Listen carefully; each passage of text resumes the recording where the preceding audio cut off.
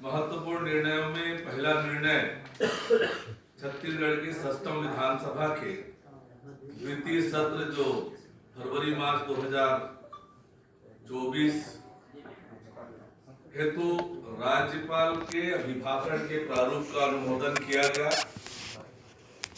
तृतीय अनुपूरक अनुमान वर्ष 2023-24 का विधानसभा में उपस्थापन हेतु छत्तीसगढ़ विनियोग विधेयक 2024 के प्रारूप का अनुमोदन किया गया। बजट अनुमान 2024-25 का विधानसभा में उपस्थापन के लिए छत्तीसगढ़ विनियोग विधेयक 2024 के प्रारूप का अनुमोदन किया गया। छत्तीसगढ़ आबकारी नीति 2024-25 का अनुमोदन किया गया है और हमने यह निर्णय लिया है कि कोई भी नई मदिरा दुकान नहीं खोली जाएगी। इसी तरह से छत्तीसगढ़ सिविल न्यायालय संशोधन विधेयक 2024 के प्रारूप का अनुमोदन किया गया, जिसके द्वारा जिला न्यायाधीश को प्रधान जिला न्यायाधीश और अपर न्यायाधीश को जिला न्यायाधीश करने का प्रावधान रखा गया है।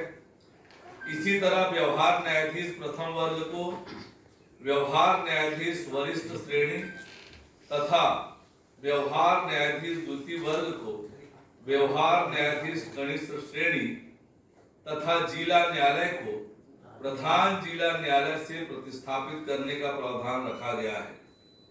इसी प्रकार उच्च न्यायालय बिलासपुर में ज्वाइंट रजिस्ट्रार मिनिस्ट्रियल के 5 पद आकस्मिकता निधि से सृजित करने का निर्णय लिया गया है।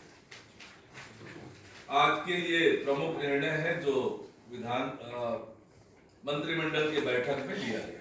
शराब नीति को लेकर चर्चा की गई है, तो क्या माना जाए जो पुरानी नीति है उसी को कैरी फॉरवर्ड किया जाएगा, क्योंकि एक ही चीज पे चर्चा की गई है कि नई शराब दुकानें नहीं खुलेंगी। बहुत विस्तार से चर्चा हुई है। कोचिया प्रथा, अवैध शराब की बिक्री और अन्य प्रकार की गड़बड़ियां जो हो रही थी उनको रोकने के लिए सरकार कठोर कदम उठाएगी। सरकार सरकारी दुकान से शराब बेचेगी या निजी दुकानों से शराब बेचेगी? जो व्यवस्था चल रही है कारपोरेशन के माध्यम से दुकान संचालित करने का अभी फिलहाल मार्च तक यही करेगी। उसके बाद सरकार इस पर निर्णय करेगी कि आगे किस तरह से संचालित करें। इसी से जुड़ा एक और सवाल है, कई बार ऐसी खबरें भी आती हैं कि कुछ ब्रांड को लेकर या तमाम चीजों को लेकर और रेट को लेकर दिक्कतें आती हैं और लोग हंगामा भी करते हैं, तो कुछ नई कंपनियों को भी एंट्री दी जाएगी, ऐसा कुछ होगा? इस विषय पर भी विस्तार से चर्चा हुई है और जो भोक्ता है उनके आवश्यकता के अनुरूप ब्रांड दुकानों में हो ये सुनिश्चित करने के लिए कहा। डिस्टिलरीज के संबंध में कुछ बजट को लेकर चर्चा हुई, इसमें कुछ राशि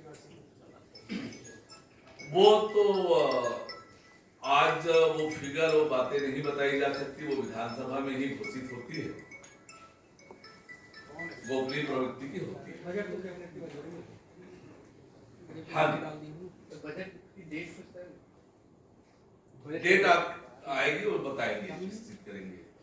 एक दूसरा विषय भी है, टीएमसी ने गठबंधन इंडिया गठबंधन से अपना रास्ता अलग कर लिया है, किस तरह इसको देखते हैं?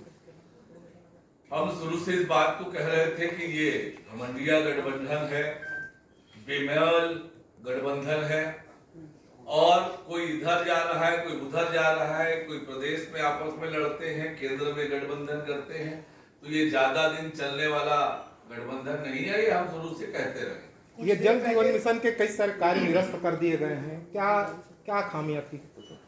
देखिए, मैंने कहा कि